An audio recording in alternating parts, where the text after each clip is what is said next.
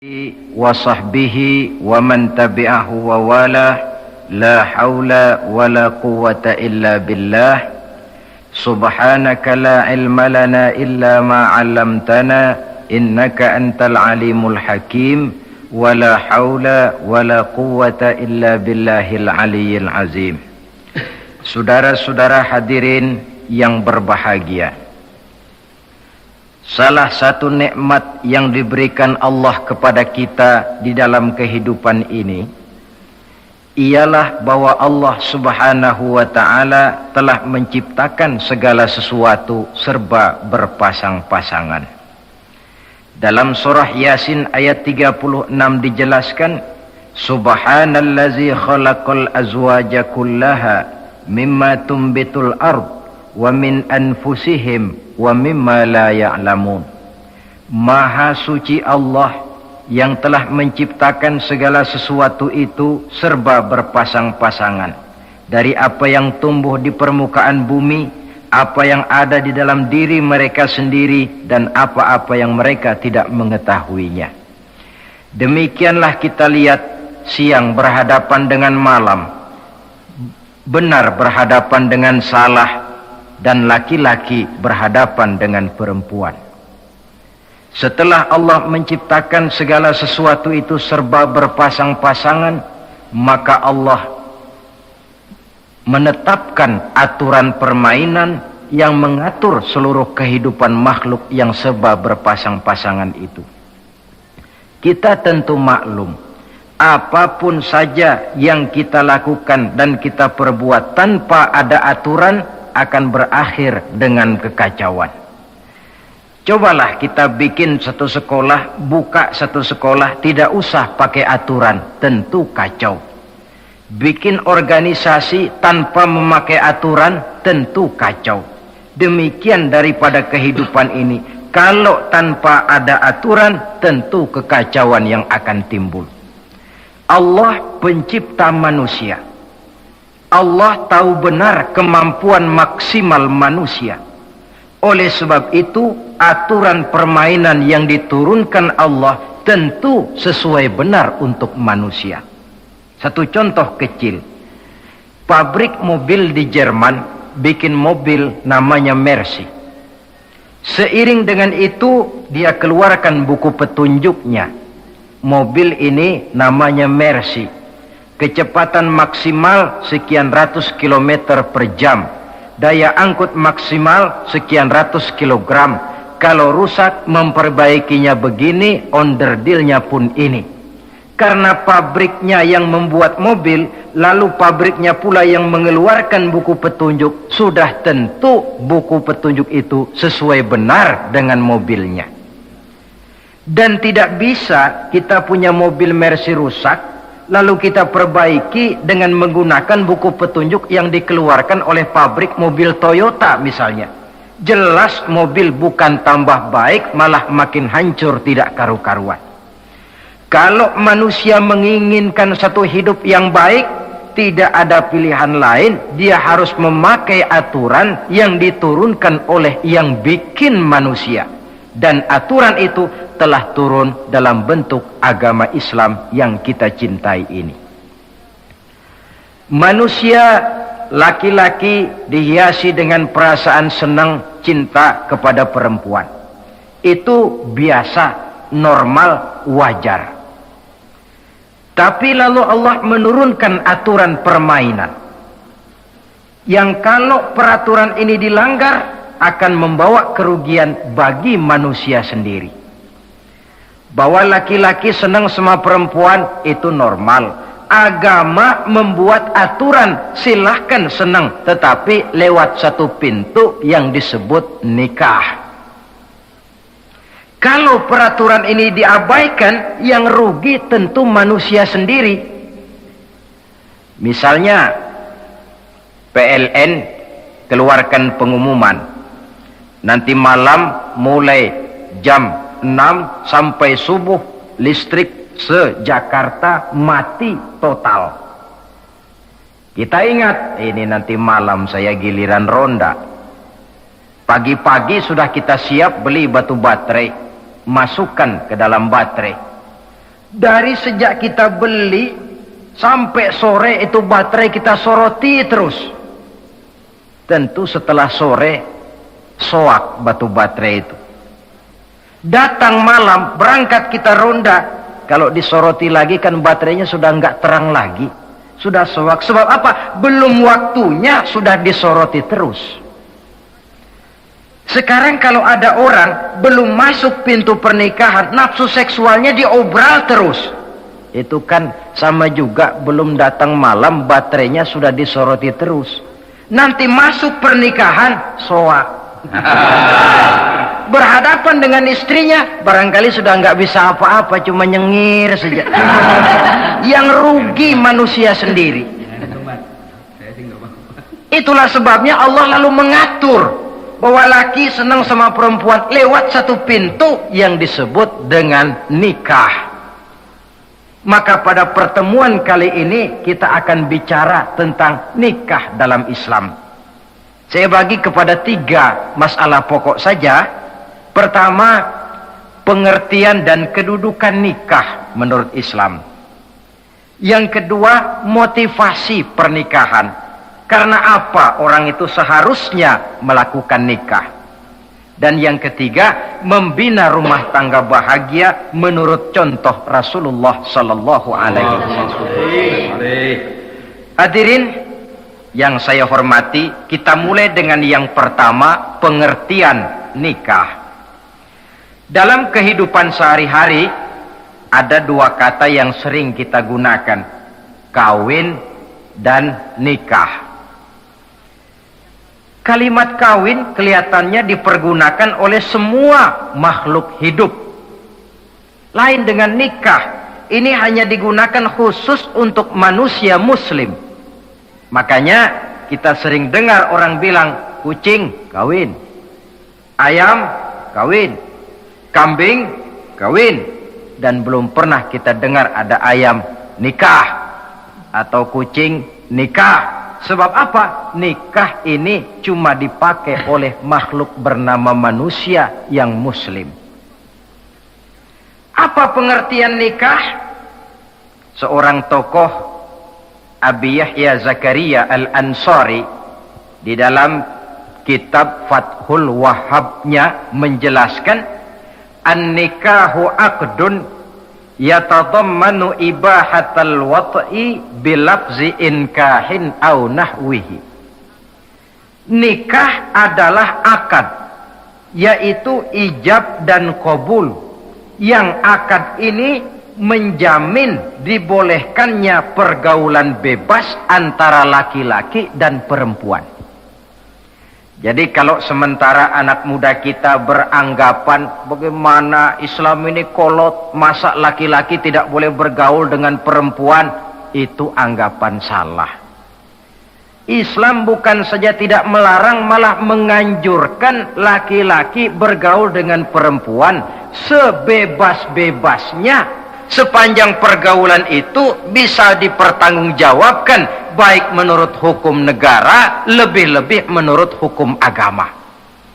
Coba orang kalau sudah akad, sudah ijab qabul, ada saksi, ada wali, selesai itu dia masuk ke dalam kamar berdua, bergaul di situ sebebas-bebasnya, itu saya kira 100% halal.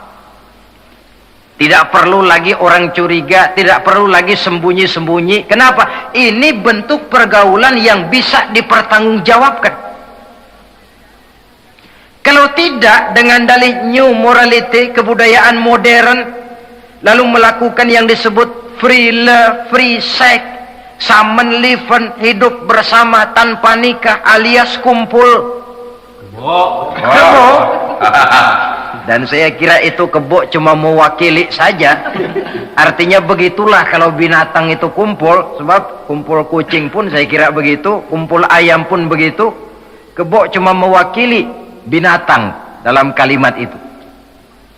Tengoklah berapa banyak sudah bayi-bayi yang lahir ke dunia ini tanpa tahu kemana dia harus memanggil bapak. Berapa banyak gadis-gadis bergelimpangan jadi korban dari orang-orang yang tidak bertanggung jawab. Itu semua merupakan ironi. Maka menjauhkan manusia dari aturan agama pada hakikatnya sama dengan usaha membinatangkan manusia. Bahkan kalau manusia sudah jauh dari aturan agama, sanggup berbuat lebih buas daripada binatang. Kita tahu yang namanya bajing itu makanannya cuma kelapa. Tapi bajingan itu bukan cuma kelapa, kabel telepon doyan kok bajingannya. Jauh lebih buas daripada yang namanya binatang. Maka agama ini mengatur agar manusia sebagai makhluk yang mulia hidup secara mulia. Jangan manusia kita ini, binatang saja. Kalau saudara ada yang punya kucing di rumah, saudara taruh di depannya, saudara sendiri yang langsung kasih ikan di piring, kasih kucing. Aduh, dia akan makan dengan tenang, nikmat, lahap, tidak nengok kiri, tengok kanan. Kenapa? Dia yakin betul yang dia makan itu sudah resmi, sah. Sebab apa? Tuan rumah yang kasih. Tapi kalau si kucing ngambil sendiri di dapur, mencuri dia, setelah dapat dia bawa lari, makan pun tidak tenang. Kenapa? Mesti nengok kiri, nengok kanan. Rupanya instingnya pun bekerja. Ini bukan hak saya mencuri. Saudara-saudara, tengok orang yang sudah terlibat dalam pergaulan suami istri yang sah, itu kan gak perlu tengok kanan, tengok kiri, gak perlu takut-takut. Kenapa? Sudah sah. Tapi kalau yang bukan istrinya, wah itu pun sudah seperti kucing nyolong ikan, tengok kiri, tengok kanan, tidak pernah mengalami ketenangan. Itu selintas pengertian nikah. Lalu bagaimana kedudukan nikah menurut Islam ini? Ternyata nikah dalam pandangan Islam tidak cuma sekedar untuk memenuhi kebutuhan biologis manusia, tidak cuma sekedar untuk memperkembangbiakkan keturunan, tidak cuma sekedar untuk mendapat ketenangan hidup. Lebih tinggi daripada sekedar itu, nikah dalam pandangan Islam ibadah. Jadi kalau kita ditanya, Pak, ibadah apa yang paling enak dalam Islam? Jawabannya jelas, nikah. Begitu enaknya ibadah yang namanya nikah ini, sampai yang sudah pernah pun pengen ulangan. Ibadah. Tetapi tentu ada konsekuensi. Oleh karena nikah ibadah, dan semua ibadah dalam Islam tidak boleh dikerjakan setengah hati atau main-main. Sholat ibadah, tidak boleh main-main atau setengah hati atau coba-coba. Puasa ibadah, tidak boleh main-main, setengah hati atau coba-coba. Dan oleh karena nikah pun ibadah, punya nilai sakral, juga tidak boleh main-main, setengah hati atau coba-coba. Dus nikah eksperimen tidak dikenal dalam Islam. Mas, saya dengar sampean sudah nikah ya? Iya mas, saya cuma nyoba saja kok ini kok. Kalau enak terus, enggak ya bubar. Ini tidak ada nikah eksperimen, sebab dia punya nilai sakral yang bermotifkan ibadah. Itu pengertian dan kedudukan nikah. Lalu apa motivasi suatu pernikahan? Karena apa seharusnya orang nikah itu? Apa landasannya? Saudara, hadis yang diriwayatkan oleh Imam Bukhari, Muslim, Abu Dawud dan Ibnu Majah dari Abi Hurairah menjelaskan, Nabi bersabda, tunkahul mar'atu li arba'in, nikahilah perempuan karena 4 perkara. Kalau dia perempuan, tentu nikahilah laki-laki karena 4 perkara. Memilih jodoh, nah inilah lengkapnya konsepsi Islam. Memilih jodoh saja Islam itu memberikan petunjuk kok. Karena apa orang memilih jodoh itu? Kata Rasul yang karena 4 faktor. Pertama, 5 liha. Karena dia orang kaya. cari yang kaya. Yang kedua lihasabiha, karena dia keturunan orang baik-baik, cari keturunan orang baik-baik. Yang ketiga lijamaliha, karena dia cantik, cari yang cantik. Dan yang keempat lidiniha, karena dia orang taat beragama, cari orang yang taat beragama. Kalau berkumpul keempat-empatnya, rasanya surga dunia sudah. Coba lihat, suami mana sih yang tidak bangga punya istri cantik, kaya, keturunan orang baik-baik, lalu taat beragama? Atau istri mana sih yang tidak bangga punya suami ganteng, kaya, keturunan orang baik-baik, dan taat pula beragama?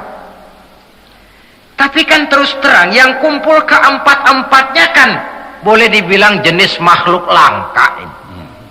Sulit. Kadang-kadang cantik, kaya, akhlaknya kayak setan. Ada saja kurangnya. Oleh karena ada saja kurangnya, lalu Nabi memberikan stressing, penekanan. Fazfar bizatiddin taribat yadak. Pilih orang yang taat melaksanakan agama, niscaya hidupmu akan berkah. Jadi motivasi suatu pernikahan hendaknya agama. Apa rahasianya? Mari kita lihat. Kalau orang memilih pasangan karena rupa yang cantik semata-mata, silakan, tapi jangan jadi motivasi utama. Kalau rupa yang cantik jadi alasan utama, saya yakin rumah tangga tidak akan tahan lama. Sebab apa? Pertama, yang namanya cantik itu relatif. Artinya bergantung siapa yang memandang. Yang menurut saudara cantik, menurut saya belum tentu cantik. Yang kata saya cantik, menurut saudara barangkali itu yang jelek. Relatif. Saya kalau ditanya orang, Ustadz, siapa perempuan paling cantik di dunia ini? Tentu saja saya jawab istri saya. Apa saudara lalu protes? Salah Ustadz, yang cantik istri saya, bukan istri Ustadz. Saya bilang, masa bodoh saya nggak ngurusi istri sampean. Betul. Cantik itu relatif. Sehingga di kalangan para ahli cinta, ahli cinta, sampai sekarang masih jadi perdebatan. Sebenarnya cantik yang bikin orang jatuh cinta, apa cinta yang membuat orang jadi kelihatan cantik? Dua-duanya bisa terjadi. Mungkin karena cantik orang jatuh cinta, dan bisa juga karena sudah kadung cinta orang kelihatannya jadi cantik. Tapi yang jelas cantik relatif. Yang relatif tidak bisa dijadikan sandaran utama. Yang kedua, yang namanya cantik itu temporer. Artinya berubah oleh pergeseran masa dan pertukaran waktu. Sekarang dia cantik, of course, sedang sweet 17-an, sedang honeymoon, sedang bulan madu, sedang pengantin baru, tentu saja cantik. Punya dia anak satu, kecantikan mulai menurun. Punya dia anak dua, kulit mulai keriput. Punya dia anak tiga, apalagi tak pandai bersolek, sudahlah onderdil mulai pada copot. Kalau rumah tangga didasarkan kepada rupa yang cantik saja, selesailah rumah tangga sampai di situ. Yang ketiga, di atas langit, rupanya masih ada langit lagi. Di atas yang kita anggap cantik, rupanya masih ada yang lebih cantik. Kalau cantik yang kita kejar, kita akan jadi petualang yang pindah dari perempuan satu ke perempuan yang lain. Cinta bajak laut namanya. Di mana kapal berlabuh, di sana cinta mendarat. Saudara hadirin yang saya hormati, padahal sate dengan singkong itu kan bedanya cuma di tenggorokan. Kalau sudah masuk ke dalam perut, kenyangnya barangkali sama. Malah barangkali besok pagi kalau keluar lebih bau, lebih tidak enak baunya sate itu daripada singkong. Makanya orang kalau sudah nikah oleh Nabi dipesan, apabila kamu di jalan melihat perempuan yang membuat kamu kagum, cepat-cepatlah pulang ke rumah. Sebab apa? Sebab yang perempuan cantik di jalan kau lihat itu punya, istrimu juga di rumah punya. Gak percaya cobalah pulang, akurin, sama itu. Silahkan cari yang cantik, tapi jangan dijadikan motivasi utama. Yang kedua, kalau perkawinan, pernikahan cuma karena harta, silahkan cari yang kaya. Tapi kan harta itu, kata Imamul Ghazali, al-mal zillun zail. Harta bagaikan bayangan. Sore di sebelah barat, tengah hari di tengah, sore pindah ke sebelah timur. Hari ini dia kaya, besok dia bangkrut. Roda itu berputar. Kalau harta dijadikan pilihan utama, boleh jadi dalam hidup berumah tangga ada pepatah, ada uang abang disayang, tidak ada uang abang melayang. Artinya pun rumah tangga tidak akan tahan lama. Yang ketiga, kalau karena keturunan, persilahkan cari keturunan yang baik-baik. Namun toh pada akhirnya orang diajarkan bahwa kita ini mau besar atau tidak, bukan dengan jalan menyempeng kepada kebesaran orang lain, tetapi ditentukan oleh kepribadian kita sendiri. Sekarang kalau karena agama, Nabi berikan penekanan fazfar bidzatid din taribat yadak. Pilih orang yang taat beragama, niscaya hidupmu akan beruntung. Apa rahasianya? Tidak lain rumah tangga Rasulullah sallallahu alaihi wasallam. Yang ini artinya kita sudah masuk kepada bagian ketiga, bagaimana membina rumah tangga bahagia menurut contoh baginda Nabi. Saudara, bagaimana sih rumah tangga Rasul itu? Kelihatan dari dua ucapannya. Pendek, singkat, tapi punya pengertian filosofis yang mendalam. Dua kalimat saja beliau bilang tentang rumah tangganya, yaitu baiti jannati, rumah tanggaku laksana sorga bagiku. Bayangkan, kalau seorang suami sudah mampu berkata macam begitu, bahagia hidupnya. Ini barangkali tantangan buat kita semua. Mampukah kita di rumah tangga berkata semacam perkataan beliau tadi? Baiti jannati, rumah tanggaku laksana sorga bagiku. Padahal dari sejarah kita baca, Rasul itu rumahnya kecil. Tidurnya di atas pelepah daun korma, sampai berbekas di pipinya. Sarapan paginya seteguk zam-zam, sepotong roti, kadang-kadang 3 butir korma. Tempat tidurnya bukan alga spring bed atau Dunlopillow macam kita punya. Di rumahnya tidak ada mebel spaghetti model yang lagi ngetop-ngetopnya. Entoh di tengah rumah macam itu, beliau sanggup berkata, baiti jannati. Kenapa kita yang hidup di zaman di mana fasilitas mestinya lebih menunjang, kok malah banyak yang berkata sebaliknya? Baiti nari, rumah tanggaku laksana neraka bagiku. Padahal dilihat dari segi materi, rumahnya bertingkat, mobilnya serba berkilat, uangnya banyak berlipat-lipat, istri pun cantik memikat, kadangkala boleh jadi jumlahnya 4. Tapi tiap hari kiamat. Kenapa ini? Marilah kita lihat. Ternyata rumah tangga Rasul itu motivasinya tidak lain agama. Agama menuntun suami dan istri masing-masing untuk tahu kewajiban dan tahu haknya. Kalau kewajiban sudah dilaksanakan, lalu hak diberikan, akan timbul pengertian, understanding. Kalau sudah ada saling pengertian, akan timbul ketenangan, feeling of security. Dan ketenangan tangga utama untuk mencapai yang disebut bahagia. Itu sebabnya hakikatnya membicarakan rumah tangga yang berdasarkan agama tidak lain adalah bagaimana seharusnya seorang suami melaksanakan kewajibannya dan seorang istri melaksanakan tugasnya. Artinya kewajiban suami itu apa? Kewajiban istri itu apa? Kewajiban istri hak suami, kewajiban suami hak untuk istrinya. menurut tuntunan dan tuntutan agama.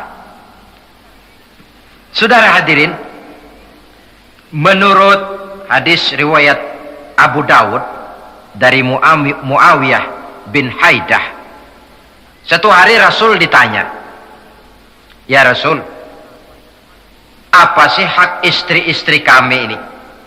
Artinya kewajiban kami sebagai suami ini apa?" Rasul menjawab, pertama,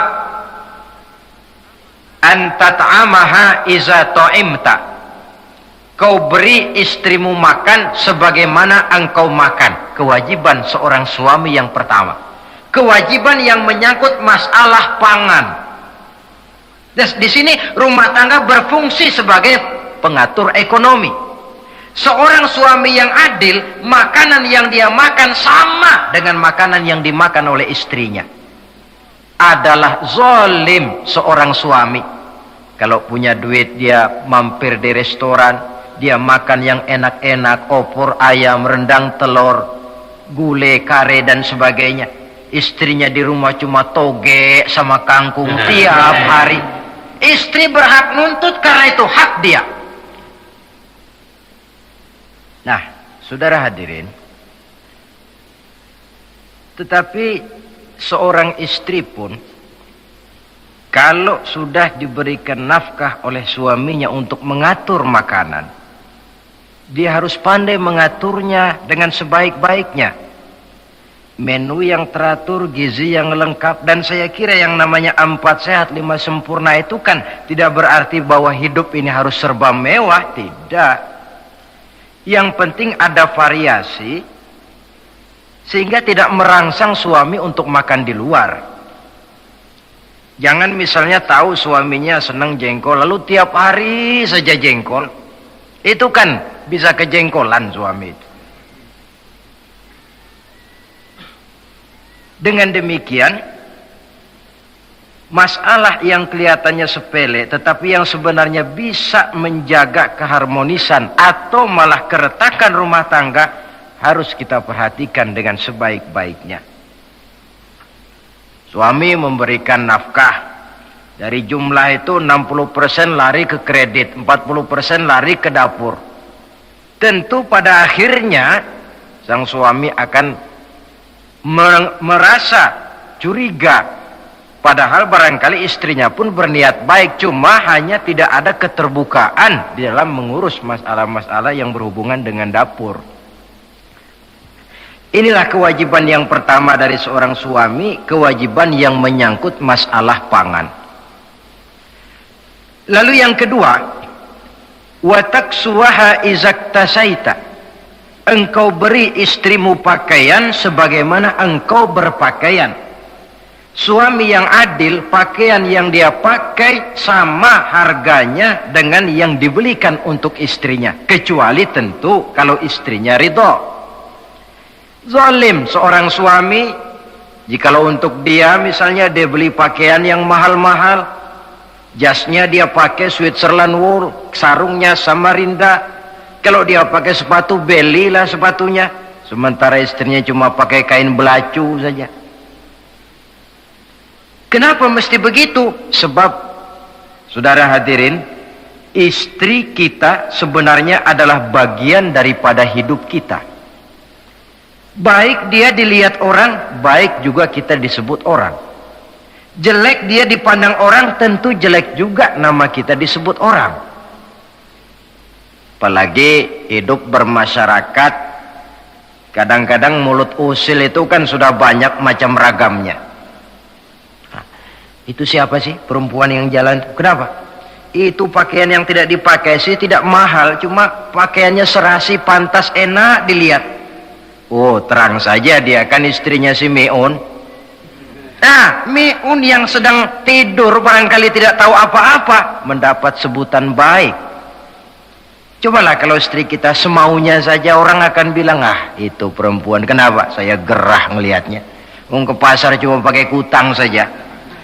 Tentu suami pun akan mendapat sebutan yang tidak baik.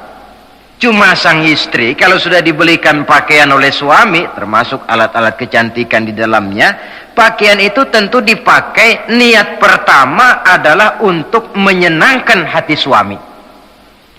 Seorang istri yang memakai bedak untuk menyenangkan suami, misalnya tiap polesan bedak ada pahalanya. Dia pakai lipstik untuk menyenangkan hati suaminya, tiap goresan lipstik ada pahalanya, bernilai ibadah. Ini kewajiban yang kedua. Yang ketiga, wala tadribil wajha. Kalau marah, jangan memukul muka. Maksudnya apa ini? Kewajiban memberikan perlindungan. Sehingga si istri merasa ada tempat dia mengadu, ada tempat dia melarikan persoalan, ada tempat dia bergantung. Kalau marah jangan memukul muka. Dan memukul itu pun upaya terakhir. Kalau tidak bisa dengan kata yang lemah lembut, agak sedikit keras katanya. Kalau dengan kata yang keras tidak juga bisa, pisah tempat tidur. Kalau memang tidak bisa juga dengan pukulan yang tujuannya bukan untuk menyakiti, tetapi untuk mendidik. Allah tadribal wajha. Kalau marah jangan memukul muka. Dan memukul pun bukan jalan pertama, tapi upaya terakhir, dengan tujuan bukan untuk menyakiti, tapi untuk mendidik sang istri. Kewajiban untuk memberikan perlindungan. Yang keempat, wala tuqabbih. Jangan memburuk-burukan istrinya. Kewajiban menjaga nama baik. Sebab apa? Dalam satu bahasa yang indah, Al-Quran menjelaskan bahwa suami istri itu laksana pakaian. Hunna libasul lakum wa antum libasun lahunna. Istri pakaian untuk suami, suami pakaian untuk istri. Lihatlah alangkah indah gaya bahasa Al-Quran ini. Diibaratkannya suami istri seperti pakaian. Apa fungsi pakaian? Pertama, pakaian itu kan jadi kebanggaan. Saya bangga memakai baju seperti ini, saudara bangga memakai baju yang saudara pakai. Artinya seorang suami harus berusaha menjadi suami kebanggaan istri, dan seorang istri pun harus berusaha menjadi istri yang dibanggakan oleh suaminya. Jangan yang malah kemudian disesali. Itu kan kalau sudah marah orang kadang-kadang ucapannya nggak terkontrol. Istri marah sama suami, bang, nyesel gue punya laki kayak lu. Sudah hilang lagi kebanggaan. Kalau kebanggaan hilang, wibawa pun hilang. Kalau wibawa sudah hilang, maka rumah tangga sudah sulit untuk dipertahankan. Yang kedua, yang namanya pakaian itu kan menutup aurat. Itu tujuan pakaian yang terpenting. Artinya di sini, kalau seorang istri mempunyai kekurangan, suamilah yang menutupi. Kalau seorang suami mempunyai kekurangan, istri juga harus berusaha menutupi. Jangan kekurangan suami diceritakan di pasar umum, atau kekurangan istri dibuka di mana-mana. Itu namanya suami istri tidak berfungsi sebagai pakaian, malah justru saling membuka aurat masing-masing. Iyalah kadang-kadang penyakit ini. Kadang-kadang yang namanya perempuan dari rumah itu berangkat ngaji katanya. Sampai di pengajian apa? Suaminya diakur-akurin. Ah, Bayu bagaimana suami? Wah, suami saya payah. Nah, dipayahkannya suaminya di mana-mana. Atau aib dan kekurangan istri diceritakan di mana-mana. Orang bertanya, gimana mas istrinya? Wah, gak maju. Loh, kenapa istrimu kan cantik? Iya, soal cantik sih iya, tapi tidurnya kok ngiler ini. Ini kan nggak perlu yang macam begini ini. Tidak bisa menjaga apa yang disebut security informasi. Fungsi pakaian sebagai suami istri tidak berjalan di dalamnya. Saling menjaga kehormatan diri. Ini yang keempat. Yang kelima, wala tahjur illa fil bait. Jangan berpisah dari istri kecuali di rumah. Maksudnya begini, kalau satu hari seorang istri suami marah kepada istrinya, tidak usah istri itu disuruh pulang ke rumah orang tuanya, ke rumah mertua lalu diusir. Tidak.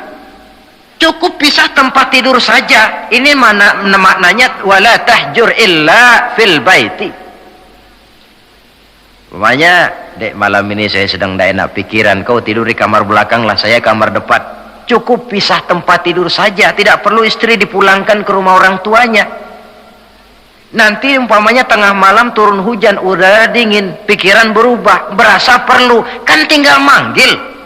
Tidak jauh secara psikologis ajaran semacam ini bisa kita terima. Saudara hadirin yang saya hormati, ini pada prinsipnya kewajiban seorang suami. Kewajiban yang menyangkut masalah pangan, sandang, perlindungan, memelihara kehormatan, dan menjaga ketenangan di rumah tangga dengan menyelesaikan persoalan di rumah tangga itu secara intern. Jangan belum apa-apa sudah mertua diundang, orang tua dibon. Persoalan belum tentu selesai, tapi masalah sudah meluas. Cobalah kita selesaikan intern dulu. Kalau kemudian ternyata dianggap perlu mengundang orang tua, mertua, keluarga, baru kita upayakan ke arah itu. Ini kewajiban suami dan ini merupakan hak istri. Lalu bagaimana kewajiban istri sekarang ini? Istri kewajibannya merupakan hak untuk suami. Saudara, dari hadis yang diriwayatkan Imam Ibnu Majah dari Ali bin Yazid dari Abi Umamah, Nabi bersabda, "Mastafadal mu'minu ba'da taqwallahi azza wa jalla khairan lahu min zaujatin salihah." Bagi seorang mukmin, sesudah dia mempunyai sifat takwa kepada Allah, tidak ada yang lebih membawa manfaat selain daripada istri yang solehah. Istri solehah itu yang bagaimana? Yang hidup mampu melaksanakan kewajibannya. Apa kewajibannya? Kata Nabi, pertama, in amaroha atau athu. Kalau diperintah, dia taat.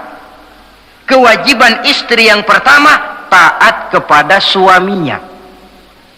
Begitu besar kewajiban taat kepada suami, sampai-sampai Nabi pernah menyatakan, "Lau kuntu amiran ahadan ayyasjuda li ahadin la amartul mar'ata an tasjuda li zawjiha."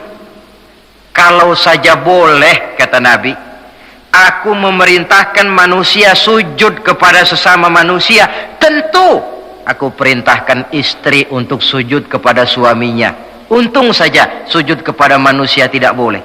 Kalau boleh, istri itu disuruh sujud kepada suami. Tentu karena besar hak suami atas dirinya. Yang kedua, ibadah sunnah tidak mendapat izin suami juga bukan saja tidak berpahala, malah berdosa. Umpamanya, pengantin baru, si istri kebetulan santri, malam minggu pesta, besoknya hari Senin, si istri sudah kadang biasa hidup sebagai santri, hari Senin puasa sunnah. Dia bilang sama suaminya, "Bang, besok saya mau puasa sunnah nih, hari Senin." Kata suaminya, "Kalau kau puasa juga kau kejam. Lalu kau puasa, aku disuruh ngapain ini?" Tidak diizinkan oleh suami, dia puasa juga. Bukan saja tidak mendapat pahala, malah berdosa. Sampai amalan yang sunnah pun tidak diizinkan oleh suami, berdosa. Apalagi amalan yang mubah, apalagi amalan yang tidak ada dasar hukumnya, perintahnya. Sepanjang perintah suami tidak untuk maksiat kepada Allah, istri wajib untuk taat. Dalam hadis lain kita temukan Nabi bersabda, "Idza da'a ar-rajulu imra'atahu ila firashihi." Kalau seorang suami memanggil istrinya ke tempat tidur. Ini bahasa kinayah.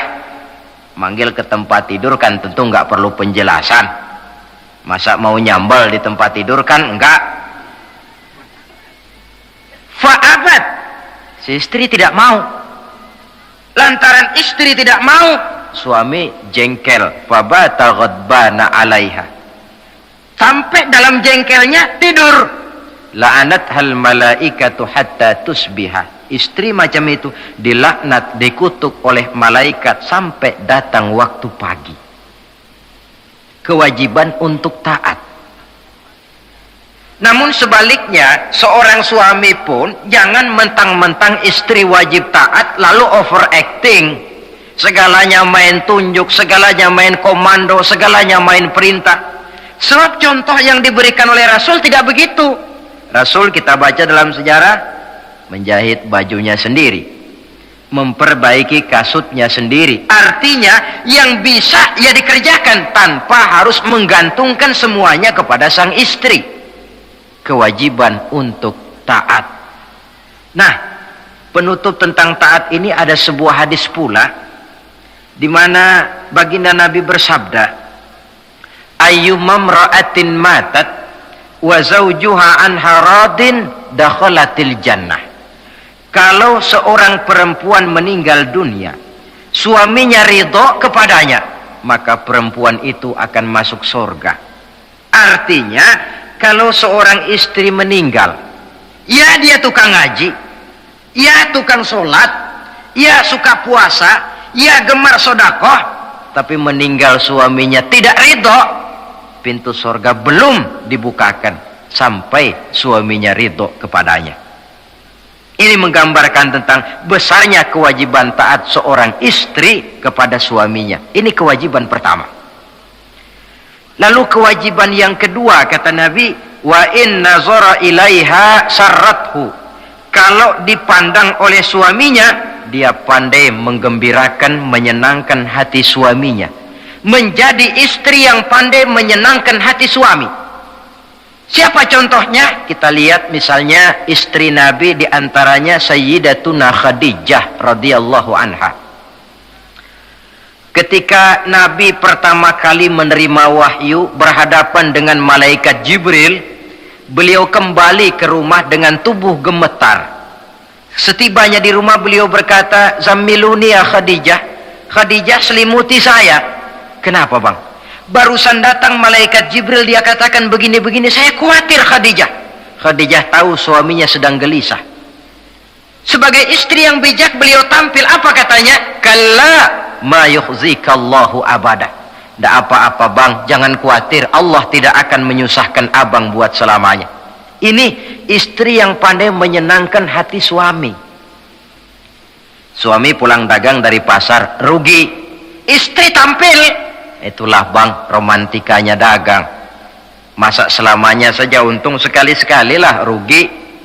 Si suami kan tidak terlalu pusing kepalanya. Jangan sudah di pasar rugi, sampai rumah istri pidato, peletar-peletor macam petasan. Dasar suami goblok, dagang saja rugi. Sudahlah di pasar rugi, sampai ke rumah digoblok-goblokin.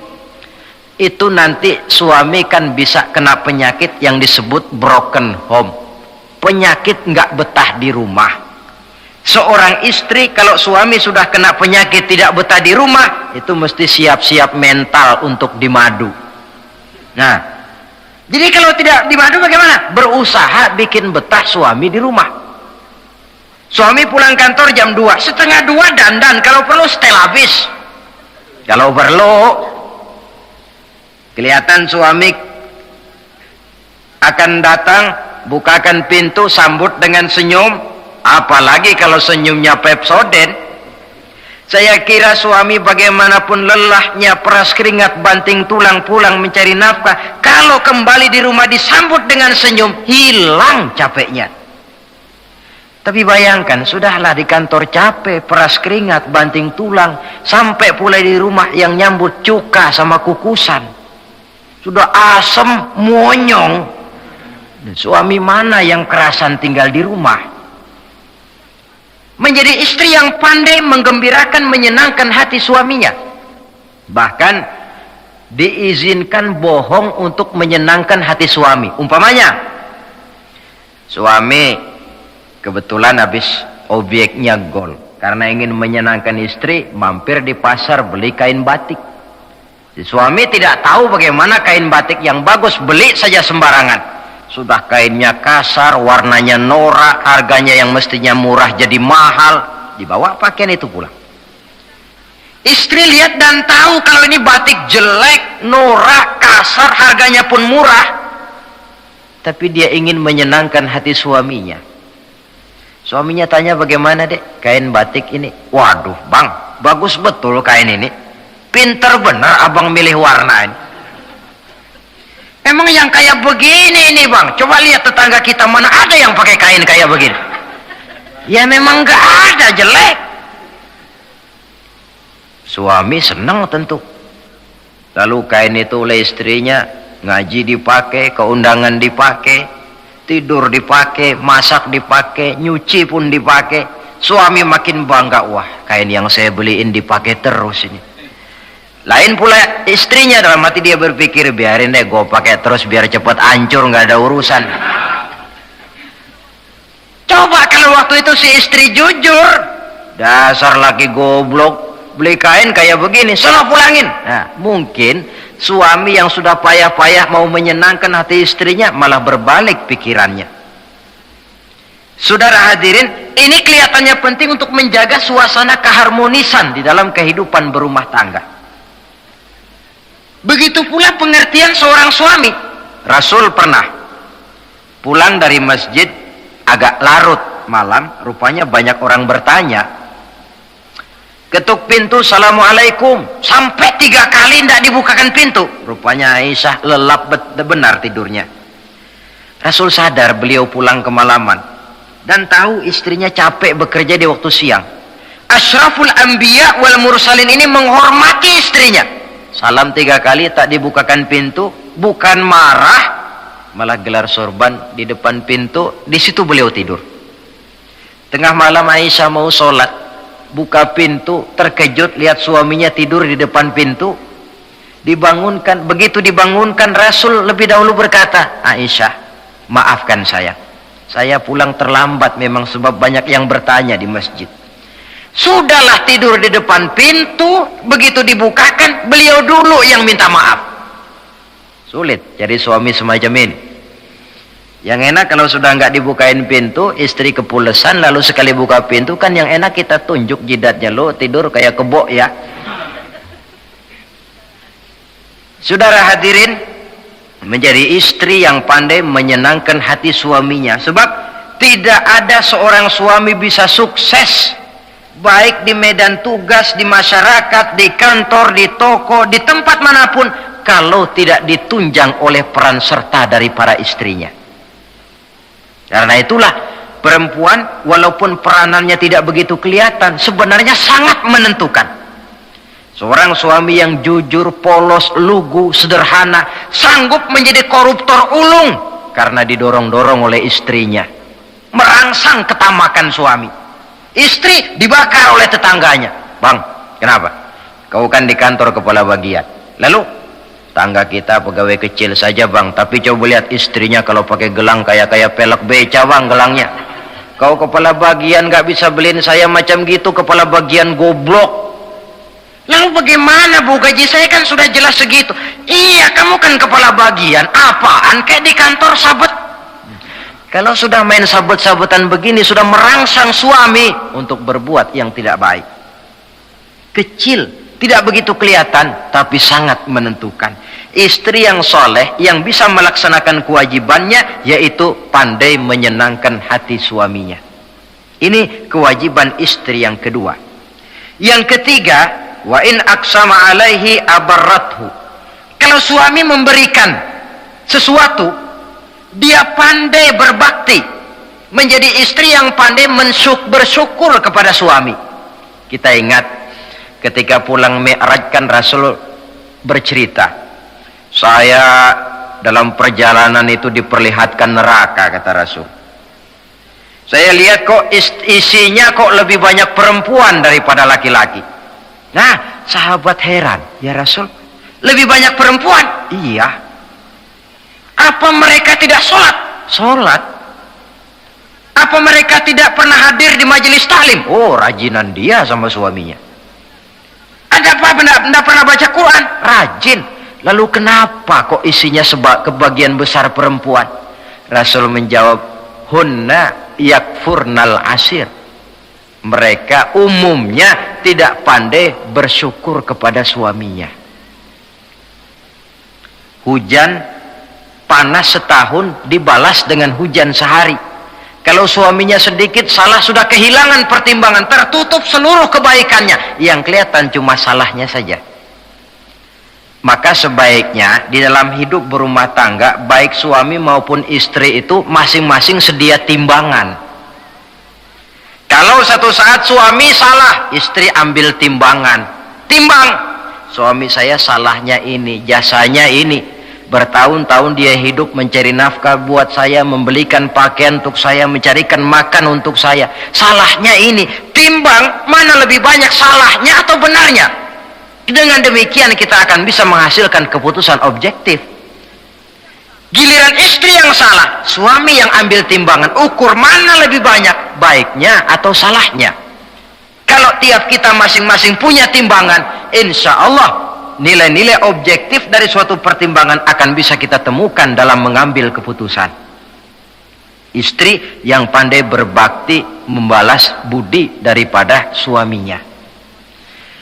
Kewajiban yang keempat dari seorang istri, wa in ghaba anhu nasahathu fi nafsiha wa malihi.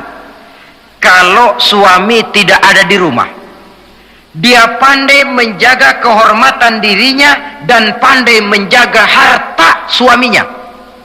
Tidak mencari kesempatan dalam kesempitan. Suami lembur, istri ngompreng. Dan pandai menjaga harta suaminya. Nah, coba lihat. Kalau seorang suami ada uang di kantongnya 100 rupiah.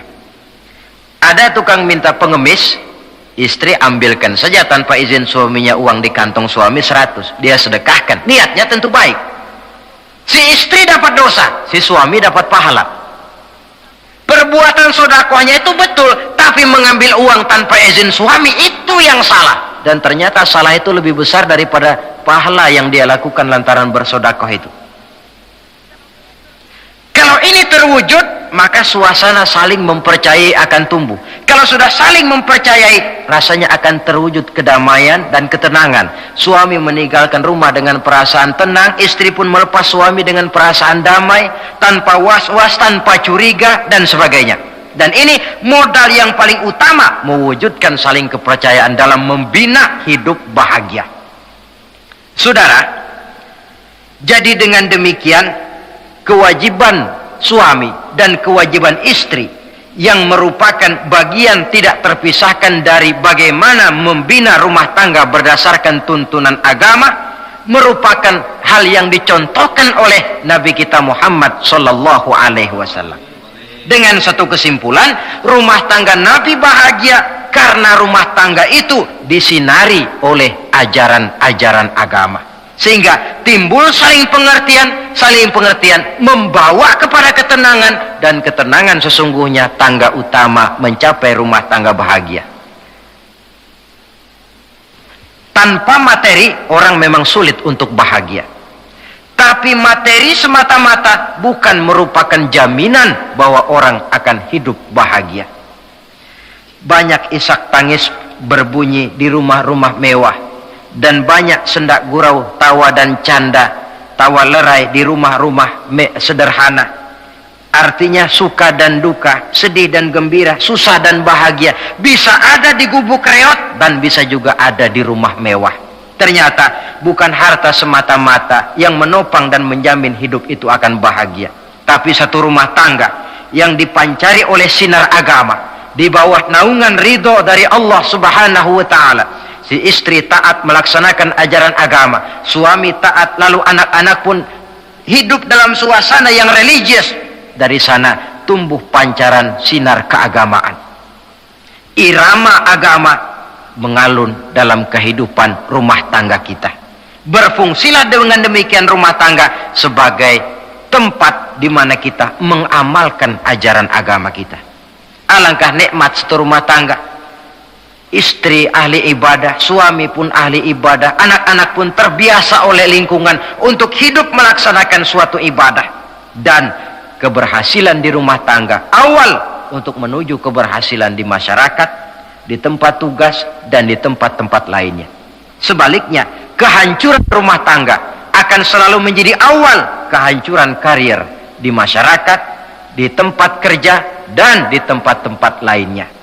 Oleh karena itu, berangkat dari hal semacam inilah, maka kita berkeyakinan rumah tangga yang bahagia ialah rumah tangga yang didasarkan kepada ajaran agama.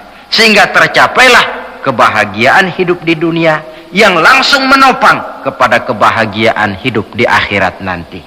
Nah, inilah pembicaraan kita pada pertemuan kali ini. Dengan harapan, mudah-mudahan dari setiap rumah tangga muslim memancar sinar-sinar agama, menjadi kubu-kubu pertahanan di mana kita menegakkan ajaran agama, dan pada akhirnya nanti akan tercipta masyarakat yang agamis. Terwujudlah ketenangan, kedamaian, dan ketentraman. Mudah-mudahan ada manfaatnya. Lebih kurang mohon maaf. Wabillahi taufik wal hidayah. Wassalamualaikum warahmatullahi wabarakatuh.